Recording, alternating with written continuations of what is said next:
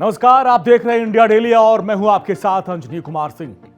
दुनिया के कई हिस्सों में युद्ध चल रहा है और इन सब के बीच एक और जंग की आहट होने लगी है जिसकी चिंगारी पिछले कई दिनों से भड़क रही है। दरअसल आज हम बात कर रहे हैं पड़ोसी मुल्क पाकिस्तान और अफगानिस्तान की, जहां इस वक्त तनाव चरम पर है और ये हालात मंगलवार को उस वक्त और अधिक बिगड़ गए जब अफगानिस्तान के पूर्वी पट्टिका प्रांत पर पाकिस्तान की सेना ने एयर स्ट्राइक किया। इस हवाई हमले में 46 लोगों की मौत हो गई, जिनमें ज्यादातर महिलाएं और बच्चे शामिल हैं। पाकिस्तान की तरफ से इन हमलों को लेकर कोई सार्वजनिक बयान तो नहीं आया। हालांकि कुछ रिपोर्ट्स में सुरक्षा एजेंसियों के हवाले से यह दावा किया गया कि इस्लामाबाद की तरफ से यह हमला पाकिस्तान में आतंक फैला रहे तहरीक-ए-तालिबान पाकिस्तान यानी टीटीपी के सरगनाओं को निशाना बनाकर किया गया, जिससे नाराज अफगानिस्तान के रक्षा मंत्रालय ने पाकिस्तानी एयर स्ट्राइक की निंदा की और कहा कि हम अपनी मातृभूमि की रक्षा करने का अधिकार प्राप्त करते हैं और हमें पूरा हक है कि हम अपनी मातृभूमि की रक्षा करें। हम इस कायरतापूर्ण हमले का जवाब जरूर देंगे। अब तालिबान की तरफ से पाकिस्तान को दी गई धमकी के बाद यह सवाल उठता है कि आखिर अफगानिस्तान में शासन कर रहे इस संगठन के पड़ोसी देश के रिश्ते कैसे बिगड़ गए। पहले तो दोनों काफी दोस्त थे, नजदीक थे। तालिबान के तहरीक-ए-तालिबान पाकिस्तान के साथ रिश्तों की इसमें क्या भूमिका है? दोनों मुल्कों के बीच किस तरीके का विवाद है, किस मुद्दे पर विवाद है और कब कब दोनों के बीच टकराव की स्थिति पैदा हुई है? इसके अलावा सबसे बड़ा सवाल यह है कि आखिरकार तालिबान की पाकिस्तान को दी गई इस धमकी में कितना दम है, उसके पास कितनी ताकत है। आज इन सवालों के जवाब को हम जानने की कोशिश करेंगे, तो अंत तक आप इस वीडियो पर बने रहें और एक एक अपडेट, एक एक ताकत दोनों मुल्कों की हम बताएंगे। तो सबसे पहले आपको ले चलते हैं 3 साल पीछे के समीकरण को जानने के लिए। दरअसल अफगानिस्तान में 3 साल पहले 15 अगस्त 2021 को तालिबान की राजधानी काबुल पर कब्जा किया था और इसी के साथ देश में तालिबान शासन की 20 साल बाद वापसी हुई।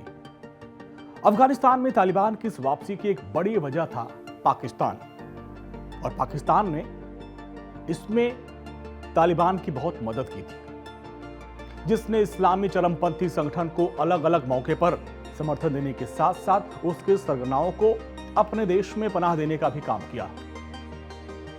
पिछले करीब 1 दशक में अमेरिका से बिगड़ते रिश्तों और आतंकवाद के मुद्दे पर भिड़ने के बाद पाकिस्तान ने अफगानिस्तान में ऐसी सरकार की स्थापना की कोशिश की जो पाकिस्तान के हितों को नुकसान न पहुंचाए, और इसमें वो काफी हद तक कामयाब हुआ भी। हालांकि कुछ समय के बाद ही पाकिस्तान और तालिबान के रिश्तों में दरार आ गई और इसके पीछे की कई वजहें हैं। आज मैं आपको बताऊंगा कि आखिर पाकिस्तान और अफगानिस्तान के बीच दरार, ये दूरियां क्यों बनी।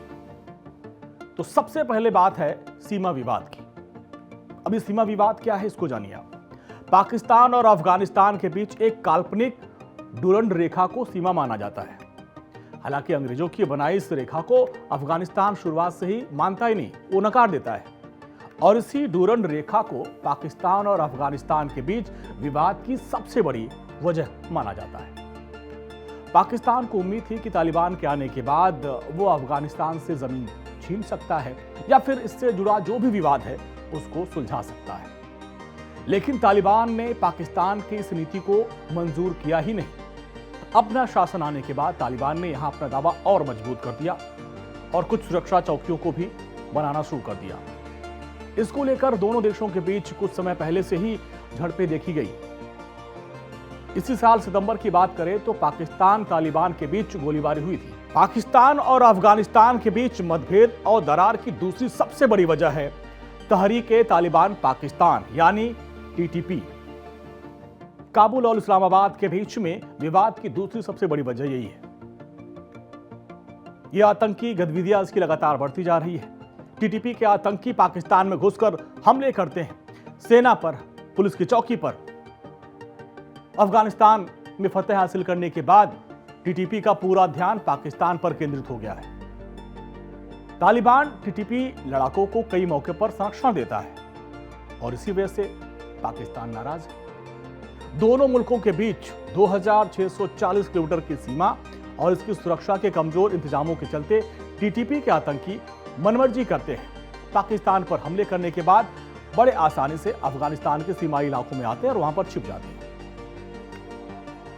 पाकिस्तान में 2007 में कई आतंकवादी संगठनों ने मिलकर तहरीक तालिबान पाकिस्तान का गठन किया। टीटीपी पाकिस्तान के खिलाफ लड़ाई लड़ता है। इस संगठन का एक ही मकसद है कि किसी भी तरह से पाकिस्तान में इस्लाम का शासन हो जाए, यानी जो कट्टरपंथी सोच है तालिबान की वो पाकिस्तान पर लागू हो जाए। हालांकि पाकिस्तान सरकार ने 2008 में टीटीपी पर बैन लगा दिया। इसके बावजूद तहरीके तालिबान यानी टीटीपी संगठन के पाकिस्तान के खिलाफ सेना के हमले तेज हो गए। पाकिस्तान का आरोप है कि टीटीपी के लड़ाके अफगानिस्तान तालिबान से जुड़े हुए हैं और अफगानिस्तान जाकर वहां से ट्रेनिंग लेते हैं, हथियार लेकर आते हैं और फिर पाकिस्तान में हमले करते हैं। अभी की बात करें तो अभी अफगानिस्तान में पाकिस्तान ने जो एयर स्ट्राइक की उसमें पाकिस्तान का यही लक्ष्य था कि टीटीपी के जो ट्रेनिंग सेंटर हैं उनको नष्ट कर दिया जाए, उनको तबाह कर दिया जाए। और ऐसा हुआ। मंगलवार को हमला हुआ, टारगेट हमला था। हालांकि इसमें कई मासूम लोगों की जान गई, लेकिन ये पहली बार नहीं है जब पाकिस्तान ने अफगानिस्तान में इस तरह की बमबारी की हो। इसके पहले भी इसी साल मार्च में आपको याद होगा कि पाकिस्तान ने पतिक्ता और सापर जिलों में बमबारी की थी। इसके पहले पाकिस्तान ने ईरान में भी हवाई हमले किए थे। पाकिस्तान का दावा था कि उन्होंने ईरान के सिस्तान और बलूचिस्तान में बीएलए के कई आतंकवादियों को मार गिराया था। पाकिस्तान के हमले के बाद तालिबान ने भी बदले की बात कही है। अब आपके मन में यह सवाल होगा कि भाई दोनों देशों के बीच में कौन कितने पानी में है, क्योंकि तालिबान धमकी दे रहा है कि वो बदला लेगा। अब आपका जानना यह भी जरूरी है कि पाकिस्तान और अफगानिस्तान यानी तालिबान के बीच कौन कितना मजबूत है। हालांकि पाकिस्तान के सामने अफगानिस्तान की सेना हर मोर्चे पर बहुत कमजोर नजर आती है। तो सबसे पहले आपको बताते हैं पाकिस्तान की ताकत क्या है। पाकिस्तान के बारे में जो आंकड़े हैं वो ये कहते हैं कि 145 देशों की सैन्य रैंकिंग में पाकिस्तान को 9वां स्थान प्राप्त है, यानी वो बहुत मजबूत है अफगानिस्तान के मुकाबले। अफगानिस्तान अंडर 100 में भी नहीं है। ताकत बताएं आपको। सबसे पहले सैनिक की बात करते हैं। पाकिस्तान के पास 6,54,000 से अधिक सैनिक हैं। विमान की बात करें तो पाकिस्तान के पास 1,434 एयरक्राफ्ट हैं, 60 ट्रांसपोर्ट एयरक्राफ्ट है, 4 एरियल रिफ्यूलर एयरक्राफ्ट है। टैंक की बात करें तो 3,742 है। बख्तरबंद गाड़ियों की संख्या 50,000 से अधिक है। रॉकेट लॉन्चर की बात करें तो 602 रॉकेट लॉन्चर है, 8 सबमरीन है। फाइटर जेट की संख्या 387 है। नौसैनिक जहाज 114 है। अब अफगानिस्तान के बारे में आपको बताते हैं कि अफगानिस्तान की क्या सैन्य ताकत है। अफगानिस्तान के पास सिर्फ सेना है, उसके पास वायुसेना नौसेना नहीं है। और तालिबान की सबसे बड़ी ताकत है उसके लड़ाके, जिन्होंने अमेरिका से कड़ा मुकाबला किया था, सालों तक युद्ध लड़ा था, अमेरिकी सैनिकों को टक्कर दी थी। 2021 में अफगानिस्तान से जब अमेरिकी सैनिक वापस लौट रहे थे तो उस वक्त हथियारों का एक बड़ा जखीरा उन्होंने वहां छोड़ दिया था और जिसकी तस्वीरें आपने देखी होगी। अब उन्हीं हथियारों का इस्तेमाल ये तालिबान के लड़ाके करते हैं। फोर्स के मुताबिक अमेरिका ने अफगानिस्तान में करीब 8,84,311 आधुनिक सैन्य हथियार छोड़े थे। इनमें M4 carbine, 82 mm mortar launcher, M16 rifle और सेना के साथ साथ सैन्य वाहन, night vision, Black Hawk helicopter, A-29 लड़ाकू विमान, संचार और निगरानी में इस्तेमाल होने वाले उपकरण भी शामिल हैं। तो आप समझ गए होंगे कि दोनों मुल्कों के बीच कौन कितने पानी में है। लेकिन एक बात तो साफ है कि पाकिस्तान की आतंकवादियों को पालने की नीति अब उस पर भारी पड़ रही है, क्योंकि ये आतंकी अब उसी के लिए भस्मासुर बन गए हैं और पाकिस्तान में आए दिन हमले करते हैं और धमाके करते हैं। तो इसी के साथ आज के इस वीडियो में इतना ही। नमस्कार।